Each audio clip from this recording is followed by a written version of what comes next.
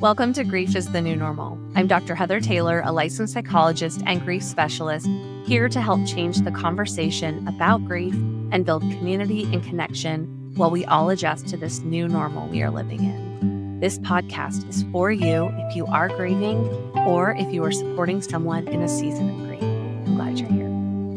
Welcome back, grief community. This is Dr. Taylor flying solo today. And I don't know, I thought I'd do something a little different this week. So this is episode number 30. Cheers to that. And it's my birthday this week. And so I thought it would be interesting to have a conversation about that intersection between grief and birthdays. And first off, I just have to be a goofball, and just for those of you that are watching this on YouTube, you'll get to see this. If you are listening on a podcast platform, I will try to share this on my social media, but I got one of the best birthday presents ever this year. So my mom's best friend is a amazing quilter, and she made a t-shirt blanket of my brother's old shirts. And so it's just got a lot of, he really likes snarky shirts. His favorite one is So Stoked, or the I'm a Keeper one. Anyways, I got that from my mom and her best friend this year, and it just feels like a hug. It'll be 15 years since he passed in November, and just having such a physical, tangible reminder of him is really comforting. And yeah, just a cool birthday present. And so just wanted to share that with you guys. Anyways, let's dive into the topic. Like I said, this week's my birthday. And while there's a lot to be grateful for, there's also the undeniable weight of that bittersweet nature of aging when the people we love no longer can. Today's conversation is about reflecting on what it means to get older in our grief-phobic society, even talking about the gift of aging and how to honor both our lives and the people we've lost. And I really hope this episode feels like a space where we can hold those complex emotions without judgment, because as we've talked about before, there's not one right way to do this, and it's going to depend based on your situation. So just want to state that.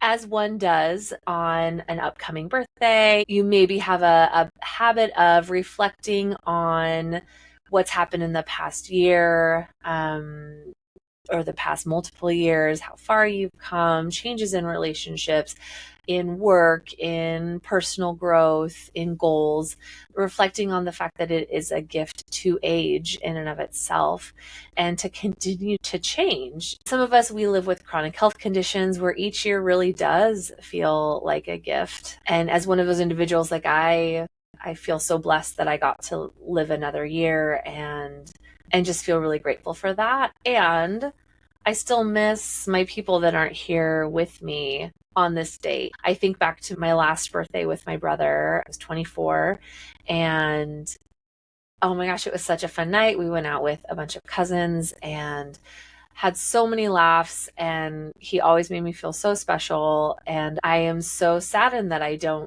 get to share that with him anymore. It's hard. I think one of the things that I really struggle with on my birthday is knowing that he's not here growing old with me. And I think that's one of the hard things with sibling loss. And again, I'm not comparing to any other type of loss, just speaking from my lived experience. There's this assumption, because it was an out of order death, that he would still be growing old with me, that we would be navigating midlife together, that we'd navigate helping support our parents as we got older. And yes, I'm so grateful for each additional year that I get to exist. And I miss having that sibling counterpart to journey through all of this with. And that's hard. And I've had countless conversations about this, both personal and professional, with clients about this paradox of the pain, the bittersweet that they're not here, and also feeling grateful, and not to sound like a cliche, but feeling grateful to exist and be able to see my family grow and to grow myself. And it's common to feel a sense of guilt or sadness when we're celebrating our birthdays. It's that idea that we're here living, growing, and they aren't. And I think it's okay that we feel more than one way about our own birthdays. As we've talked about on this podcast many times, grief is more than just being sad. And when we've experienced deep grief, that gives us a greater capacity for joy. And sometimes those emotions intersect in one moment on the same day or multiple times throughout a day. And it can feel overwhelming and confusing. It's important to normalize the complexity of emotions that can come up around something that's assumed will just be a celebratory experience when that's not always the case. With birthdays, one of the real challenges is we're so pushed by society to celebrate and be happy. We live in a world where aging and grief especially grief, are often minimized. And there's this pressure to embrace each birthday, to throw a party, to be excited. And don't get me wrong, for some, those things can feel genuinely joyful. And for others, again, it's more complicated. Maybe you're grieving your person. Maybe you're just not feeling like celebrating the passage of time. It's okay to sit in that complexity. Grief allows space for those conflicting feelings, the joy and the sadness, the celebration and the nostalgia. And with birthdays, there is often a deep sense of nostalgia, right? We reflect on past birthdays that were more fun, or where there was a surprise or a cool trip or something really funny happened, or you were surrounded by a lot of people who just physically aren't here anymore, whether that's from a physical death loss or relationships changing or moving across the country or changing jobs, and your circles of support, your people have just shifted. And that can be hard because it's this same marker every year, and there's core memories, not to snag vernacular from the Inside Out movie. The birthday can typically be a core memory day. And so what do we do with that when we're in a space of grief? And maybe it's not as acute, but we're having a burst, we're having a wave of that. And there's this pressure to perform or be on in a way that doesn't feel good for us on that day. And so I think giving ourselves permission to make different rules for our birthdays can be important. Of pairing back to nostalgia, the idea of growing older, again, makes us reflect on where we've been, who we've been with, what our lives have looked like over time. And that reflection can be really bittersweet. It's a reminder of the years you've lived without your person. And it's hard because the world keeps turning, the calendar keeps moving, we keep aging, whether we feel ready for it or not. So if your birthday or someone else's feels heavy, it's important to acknowledge that. And birthdays, especially after a loss, can be really hard. And it's okay to say that out loud. It's okay to say that I want to do something different this year. I want to do a different tradition. I want to flip the script. It's okay to say it out loud that birthdays, especially after a loss, are hard, and you maybe want to do something different or nothing at all, or just be really low key, or just let it pass without necessarily marking it significantly. All of those things are okay. There's not one right way to do it. In my work as a therapist, I found birthdays can be really challenging for people grieving a loved one, not just their own birthdays, but their person's birthday.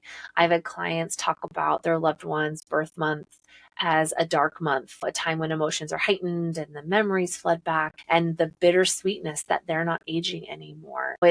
For some, it's the date on the calendar they dread the most, maybe even more than the anniversary of the death. Or maybe it's those 2 months a year, or maybe they both happen in the same month. It depends. It can be hard to know what to do with a birthday that no longer feels like it has someone to celebrate. Do you mark the day? Do you honor it? Do you let it pass quietly? There's no right or wrong way to handle these moments. And I've seen how important it is to acknowledge the pain and give yourself permission to feel what you feel.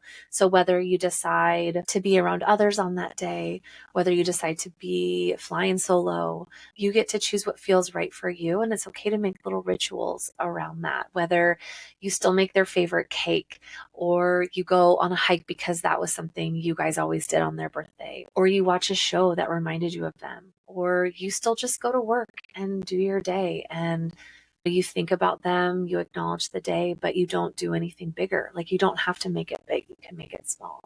Again, it's whatever feels right for you and giving yourself permission to be where you need to be on that day. Before we move into self-care and just some reflection questions for this episode, I have one more just thought that I need to just throw out there because I have feelings about it, and this is a space where I try to show up authentically too. So I'm going to share those feelings, and it has to do with aging in the sense of, why is it that in society we're told to not ask a woman what her age is? Why do we ask that? Why is, again, I realize we live in a grief illiterate, grief phobic society. And I guess I'm just so curious why we feel this need to protect a number, protect a marking of time that really gets to be celebrated, that we've made it another year. And why is it this thing that we're fighting so hard against with all of the anti-aging things? Or I guess I'm just curious why there's that pressure to act like aging is a bad thing when really it's a gift that we get to age, a gift that we are not stuck and stagnant and frozen in time in who we used to be, and we've earned our wrinkles and gray hairs. And I don't know. I want someone to have an answer for this for me, because I feel proud that I get to age and honored that I get to age, and I want to do something meaningful with the time that I'm still here existing. So I don't know, maybe I'm just getting too meta.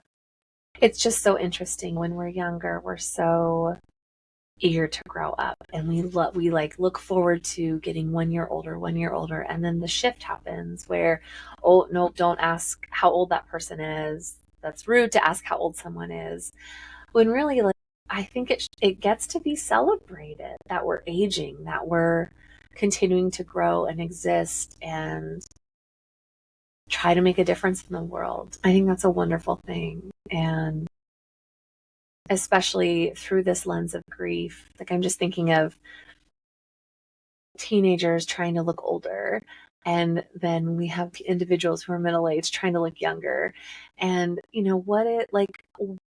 what keeps us from being grateful and satisfied with the age, the pace, the life situation that we're at? The grass is not always greener. And I think yearning for something in the past or in the future, it makes us miss what's happening in the present, and being present in the life that we're living right now, and being grateful for the age that we're at and the experiences and the wisdom we're gaining at the age that we're in, and having compassion that we don't have it all figured out yet. And the more we age, the more we realize the less we know. And I don't know, I wish we handled aging different and could focus on celebrating that we're aging, and also holding space and grace for the fact that those who aren't with us any longer are no longer aging, and they're frozen in our minds at the age they were at. And that's hard. So yeah, those are some of my just random birthday thoughts. And I'm going to do something a little different this episode. And yes, I've talked about self-care things before, and I'm going to leave you with some potential reflection prompts, because I'm feeling reflective this year in a way I maybe haven't. I think since starting this podcast and doing the social media thing and trying to put myself out here in the world in a way that I never have before, there's a lot to reflect on about this new year. I have a wonderful supervisor, Dr. Becky Sherman. She's not my supervisor anymore, but she was many years ago, and I still consider her a dear friend and a mentor. And she shared this really cool thing called Year in Review. And she did it around January, and it's prompts and questions that allow you to reflect on the year behind you, and also hope and plan and dream for the year ahead. And one of the questions was about, when you think about this past year, so this for me would have been 2023. It's something to the effect of, what do you think was the emotion that overruled most of your year? And in reflecting on that for myself, I had a lot of fear in the decisions that I was making for myself, my business, And that was what I wanted to change. And so when I finished this thing in January, I was like, I want to be brave this year. I want to make bold choices. I want to not be afraid of being seen and being heard like I have in so many aspects of my life. And that's why I started the podcast this year. Is I've been thinking about doing it for a long time and wanting to advocate for grief to take up more space in the world that we live in. And that makes me curious and want to reflect on what this next year is going to be. We're going to talk a little bit about self-care, and then I'm going to leave you guys with some reflection questions, which are just an invitation. And if any of the responses you want to share, feel free to shoot me an email or share on social media. I'd love to hear what your takeaways from the questions were. So here we go. Self-care. Let's talk about it. How do we take care of ourselves when birthdays and those anniversaries roll around? There's so many complicated emotions. It's important to have that coping ahead plan and that aftercare plan. Thinking about, what am I going to need in those days leading up to it? Do I need to take some half days? Do I need to take the actual day off? Do I need to arrange for certain people to be accessible, even if it's just through a text or phone if they don't live close geographically? What's that going to look like to the buildup of that birthday? And then what's the care plan after? Because sometimes when we have birthdays or anniversaries, it's almost like we're tensing up, we're bracing for impact. And we make it through the day, we have our head ducked down and we're shouldering our way through. And then we make it to the other side and it's bam, the wave of everything that we were holding back, bracing against, it just knocks us out. And so having those aftercare plans can be really helpful too. So maybe it's not the day of that you take off, but the day after, because you know yourself and you're someone who just tries to duck their heads down and get through it. Maybe you want that day after to recover from muscling through, or you want to take the day after just a half day and you want to go do something that feels soothing or nourishing or nurturing to yourself. Being just intentional in the buildup and the letdown, the before and the after, I think is really important to remember from a self-care standpoint. And again, it doesn't have to be big. You can make it small and that gets to be okay. That's more than enough. I think just being intentional and aware that on some of these bigger days, there can be more of a emotional buildup, reaction, ripple, and just taking care of ourselves in that space. We can start to create a ritual to honor our person on their birthday or on your own birthday. Again, taking time to journal about what it means to grow older when your loved one can't. Being okay setting boundaries, saying no, maybe you don't want to do the social thing, or you just want to go for an hour, or you want to go to a movie because you can be social, but you don't have to talk and engage about things. Reaching out to that trusted friend or even a therapist to talk through the emotions and feelings that come up. And then as for some reflection questions for you, the first one being, what does it mean to me to age well? And or what does it mean to me to grieve well? Each of these responses are going to be unique for you and they're going to change over time. Another reflection question could be, how do I honor the passing of time in my life while also holding space for my loved one's memory? And then lastly, am I feeling a pressure? Am I putting pressure on myself to feel some type of way on this birthday that doesn't feel authentic? And what do I want to do instead? What's going to help me show up authentically?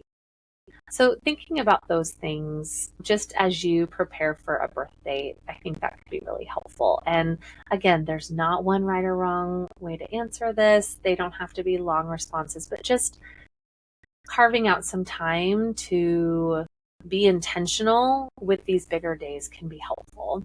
Final thoughts, it's that both and, right? It's the gratitude for the gift of time and also longing and grief that one of my favorite humans isn't here to be with me this week, and that sucks.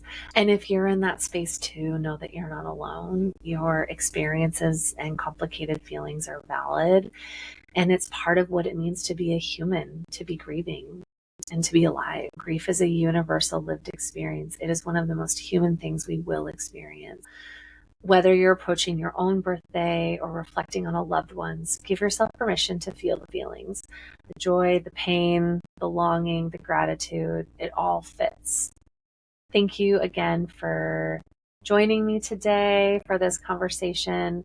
I hope it offered some humor, some comfort, maybe even some clarity. And as always, remember to be kind to yourselves today.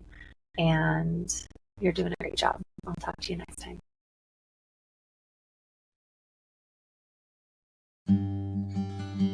That's all for today's episode of Grief is the New Normal. If today's conversation resonated with you, I invite you to share it with someone who might need it.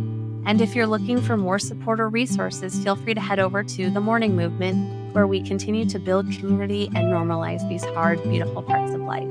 I'm Dr. Heather Taylor, and until next time, be kind to yourself. Opening and closing music is provided by The Datacorns. If you're interested in being a guest on the podcast, collaboration, or training opportunities, feel free to email me at hello@griefisthenewnormal.com. And podcasts are also now available streaming on YouTube.